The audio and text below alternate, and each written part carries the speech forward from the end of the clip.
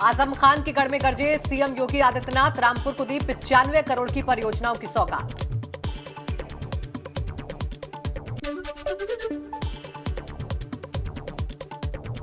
रामपुर में सीएम योगी ने 300 unit free बिजली देने के अखिलेश यादव के वादे पर कसा तंज। सीएम बोले, जब सपा की सरकार में बिजली ही नहीं देते थे तो फ्री का क्या देंगे।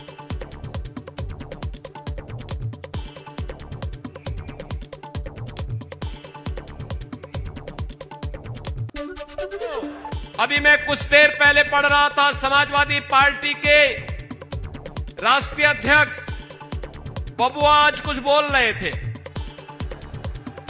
और उनके मुंह से निकल रहा था कि सरकार आएगी तो हम मुफ्त बिजली दे देंगे। अरे जब आप बिजली ही नहीं देते थे तो मुफ्त कहां से होता? तो उल्टा जनता से जो वसूली करते थे इसके लिए माफी तो मांग लो। जब बिजली ही नहीं आती थी तो मुफ्त की बात कहां? यहां तो जनता से एक तरफा वसूली। साल के पहले दिन पीएम मोदी ने किसानों को बड़ी सौगात दी। देश के करीब 12 करोड़ किसानों के खाते में ट्रांसफर किए गए 2-2 हजार रुपए। किसान सम्मान निधि की 10वीं किस्त भी जारी हुई। यूपी के 2 करोड़ से ज्यादा किसानों को फायदा होगा।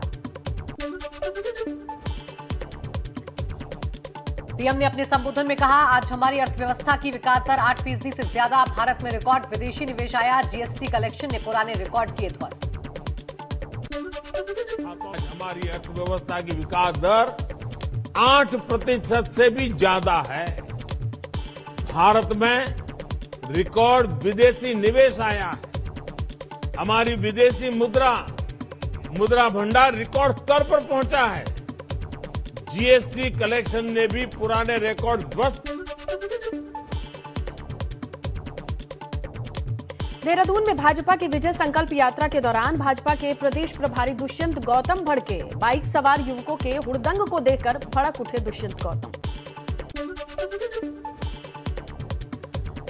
चुनाव को लेकर सपा अध्यक्ष अखिलेश यादव का बड़ा ऐलान। कहा, सपा सरकार बनने पर 300 यूनिट घरेलू बिजली फ्री होगी। किसानों के लिए सिंचाई फ्री करने का किया ऐलान। कहा, ये दोनों हमारा पहला चुनावी वादा है।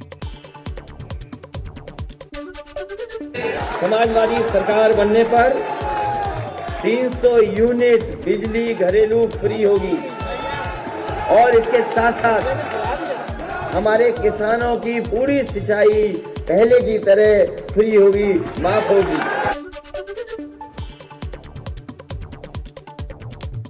अखिलेश यादव ने इस दौरान भाजपा को बताया सबसे झूठी पार्टी। कहा, भाजपाई जो कहेंगे झूठ ही कहेंगे।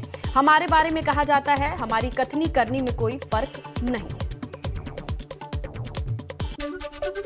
समाजवादियों के लिए तो कहा ही जाता है कि समाजवादी पार्टी के बारे में यही कहा जाता है कि इनकी कथनियों करने में कोई फर्क नहीं है। और जो भाजपाइयों के बारे में कहा जाता है कि भाजपाई जो कहेंगे वो झूठी कहेंगे।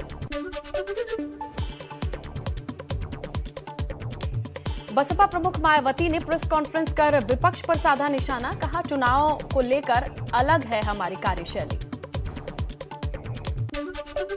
चुनाव की तैयारी को लेकर हमारी पार्टी की अलग कार्यशैली व तौर तरीके हैं जिसे हम बदलना नहीं चाहते। चाहे तो विरोधी पार्टियां खूब कटाक्ष करें या मीडिया भी खूब उल्टा सीधा लिखे, लेकिन चुनाव को तैयारी को लेकर हमारी पार्टी की अलग कार्यशैली व तौर तरीके हैं जिसे हम बदलना। मायावती ने विरोधी पार्टियों पर किया कटाक्ष। कहा, हमारी पार्टी धन्ना सेठों की पार्टी नहीं, गरीबों और मजदूरों की पार्टी। क्योंकि हमारी पार्टी गरीबों और मजलूमों की पार्टी है।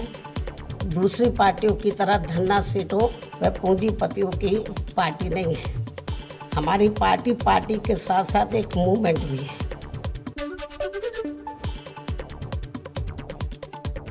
मायावती ने प्रेस कॉन्फ्रेंस करके कहा, हमारी पार्टी किसी की नकल करने में विश्वास नहीं रखती। हम सूझबूझ के साथ चुनाव की तैयारी करते हैं। हमारी पार्टी इन पार्टियों की नकल करने में विश्वास नहीं रखती है, बल्कि अपनी पार्टी के लोगों की आर्थिक स्थिति को ही ध्यान में रखकर पूरे सूझबूझ से काम करती है। क्योंकि मुझे इस बात का एहसास है कि यदि मैं इन पार्टियों की तरह इनकी नकल करके आए दिन खूब जनसभाएं आदि करती हूँ, तो फिर मेरे लोग चुनाव के समय में जनसभाओं आदि करने के लिए ज़्यादा आर्थिक बोझ नहीं उठा। बसपा सुप्रीमो ने भाजपा पर निशाना साधते हुए कहा कि ये चुनाव से पहले खूब घोषणाएं करते हैं, हवाई वादे और उद्घाटन करते हैं। इन्हें अभी सरकार के खजाने की गर्मी चढ़ी है। इनके ये जो इस किस्म के प्रोग्राम होते हैं जिसमें अधिकांश आधी भीड़ सरकारी कर्मचारियों की व आधी भीड़ टिकटार्थियों की ही होती है। अब यह ठंड में जो इनको गर्मी चढ़ी हुई है, ये सरकार के गरीबों के खजाने की ही गर्मी इन्हें चढ़ी हुई है। नए साल पर सरकार के कई मंत्रियों और प्रशासनिक अफसरों ने राजभवन पहुंचकर राज्यपाल आनंदीबेन पटेल को साल की शुभकामनाएं दी। कैबिनेट मंत्री ब्रिजेश पाठक, राज्य मंत्री मोहसिन रजा, सांसद Rita Bahuguna Joshi, ACS home Awanish Awasthi, DGP Mukul Goyal पहुंचे राजभवन। नए साल के पहले ही दिन कांग्रेस का उपवास, मौन उपवास पर बैठे हरीश रावत, गणेश कोदियाल समेत तमाम नेता बेरोजगारी, करप्शन, महंगाई समेत कई मुद्दों को लेकर दिया धरना।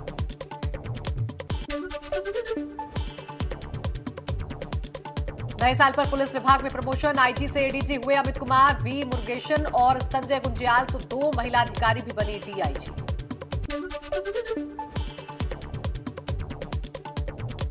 नौ जनवरी को लखनऊ में चुनावी रैली करेंगे पीएम मोदी। डिफेंस एक्सपो मैदान में होगी ये रैली में 5 लाख से ज्यादा लोगों को जुटाने की तैयारी। गोरखपुर, अवध, कानपुर, बुंदेलखंड, ब्रिज, पश्चिम और पूर्वांचल से 10,000 से ज्यादा बसों से लोगों को रैली में लाया जाएगा। 3 जनवरी को लखनऊ में भाजपा अध्यक्ष जेपी नड्डा की रैली। अवध क्षेत्र की जनविश्वास यात्रा का होगा समापन। आईआईएम रोड पर जॉगर्स पार्क के सामने होगी रैली को सफल बनाने में जुटे पार्टी के नेता और कार्यकर्ता।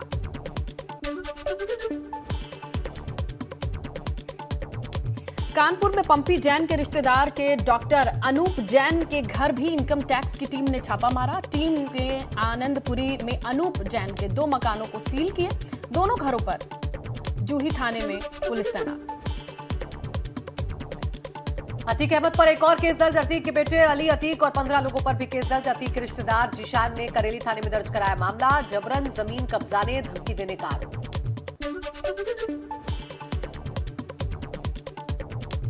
सपा अध्यक्ष अखिलेश यादव का ट्वीट, लिखा अब 22 में न्यू यूपी में नई रोशनी से नया साल होगा। 300 यूनिट घरेलू बिजली फ्री, सिंचाई बिल माफ होगा। नया साल आप सबको अमन, चैन, खुशहाली दे।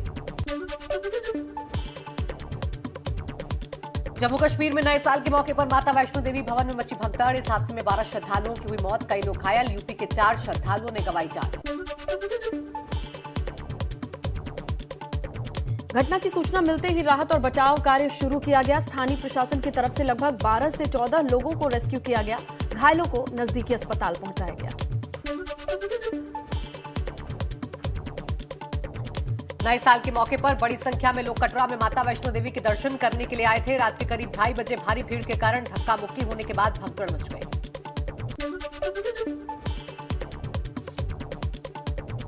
वैष्णो देवी मंदिर परिसर में हुए हादसे में मुआवजे का ऐलान। हादसे में मरने वालों के परिजनों को 2 लाख का मुआवजा, घायलों को 50,000 रुपए की आर्थिक मदद। जम्मू कश्मीर के उपराज्यपाल मनोज सिन्हा ने भी किया मुआवजे का ऐलान। मृतकों के परिजनों को 10-10 लाख और घायलों को 2-2 लाख के मुआवजे की घोषणा।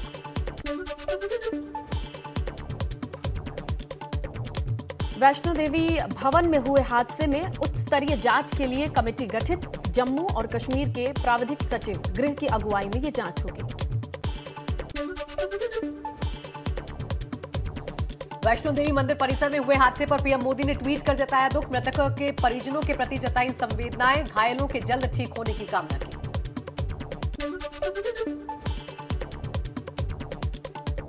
मुख्यमंत्री योगी आदित्यनाथ ने माता वैष्णो देवी धाम में हुए हादसे पर शोक जताया। ट्वीट कर घायलों के जल्द ठीक होने के लिए भगवान से प्रार्थना की।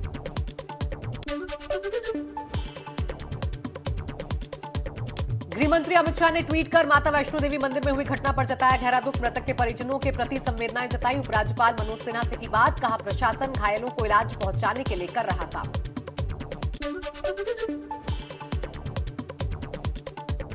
वैष्णो देवी भवन में हुए हादसे पर मायावती ने जताया दुख, कहा इस हादसे में सरकार की लापरवाही ज्यादा है। बहुत बड़ा हादसा हुआ है जिसमें कई लोगों की मृत्यु हो गई है व बड़ी संख्या में लोग वहां बुरी तरीके से घायल भी हो गए हैं। ये अति दुखद घटना है। कुदरत से मैं यही कामना करती हूँ, प्रार्थना करती हूँ कि इस दुख को सहन करने की पीड़ित परिवारों को हिम्मत व हौसला जरूर दे। हादसे पर अखिलेश यादव ने ट्वीट कर जताया दुख, लिखा माता वैष्णो देवी के परिसर में भगदड़ के कारण श्रद्धालुओं की मौत की खबर बेहद दुखद, घायलों के जल्द स्वस्थ होने की कामना।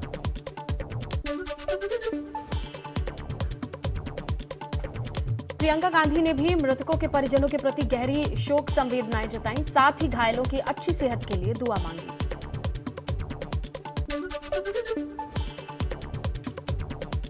कटरा हादसे पर कांग्रेस नेता राहुल गांधी ने भी ट्वीट कर जताया शोक, लिखा माता वैष्णो देवी मंदिर में हुई भगदड़ की दुर्घटना दुखद, मृतकों के परिजनों को शोक संवेदनाएं, घायल जल्द स्वस्थ हो।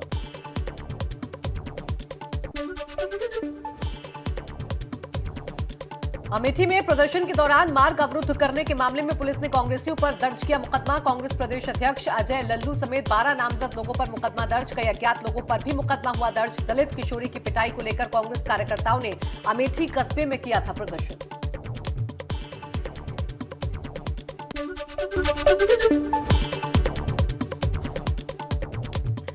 देश में 23 राज्यों में ओमिक्रॉन के 1431 केस दर्ज, 488 मरीज संक्रमण से ठीक हो चुके हैं। महाराष्ट्र में 454, दिल्ली में सबसे ज्यादा 351, महाराष्ट्र में 166 लोग ठीक हो चुके हैं तो दिल्ली में 57 लोग ठीक हुए हैं। देश में कोरोना संक्रमण का विस्फोट, पिछले 24 घंटों में 22,775 केस दर्ज, 406 लोगों की मौत, 8,949 लोग कोरोना से हुए रिकवर।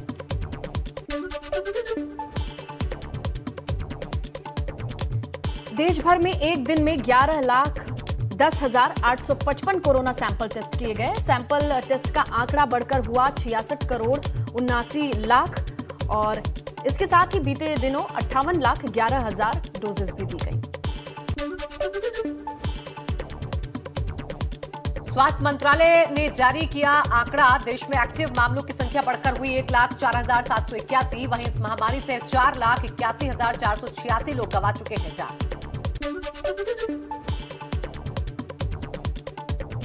यूपी में नए साल से पहले दिन ही कोरोना विस्फोट देखा गया। 24 घंटे में कोरोना के 383 नए केस सामने आए हैं। राज्य में टोटल एक्टिव केसेस 1,211। केंद्र ने सभी राज्य सरकारों को कोरोना जांच के लिए 24 घंटे चलने वाले बूथ बनाने की दी सलाह। केंद्र ने राज्यों से कहा इन बूथों पर 24 घंटे कोविड की रैपिड एंटीजन टेस्ट की सुविधा मुहैया कराई जाए।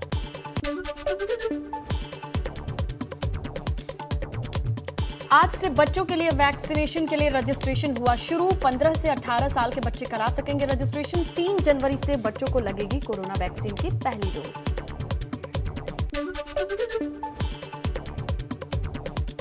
ओमिक्रॉन खतरे के बीच इजराइल में फ्लोरोना का पहला मामला दर्ज। कोविड-19 और इन्फ्लुएंजा का डबल इन्फेक्शन है फ्लोरोना। वहीं इजराइल में चौथी बूस्टर डोज देने की इजाजत।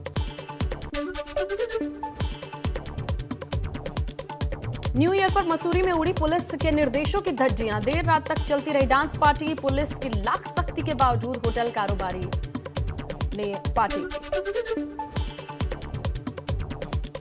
साल 2022 के पहले दिन काफी संख्या में मंदिरों में उमड़ रहे लोग। कई लोग कोविड गाइडलाइन का कर रहे पालन तो कुछ बिना मास्क के ही मंदिर पहुंच गए।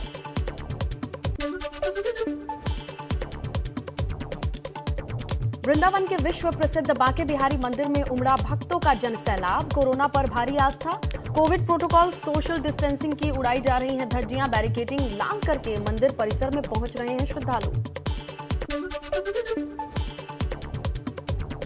एडीजी कानून व्यवस्था वी मुरुगेशन ने किया नानकमत्ता का दौरा। इस दौरान उन्होंने नानकमत्ता में हुए हत्याकांड मामले पर पुलिस अधिकारियों के साथ की मीटिंग। कहा नशे का कारोबार करने वालों के खिलाफ हो सख्त कार्रवाई।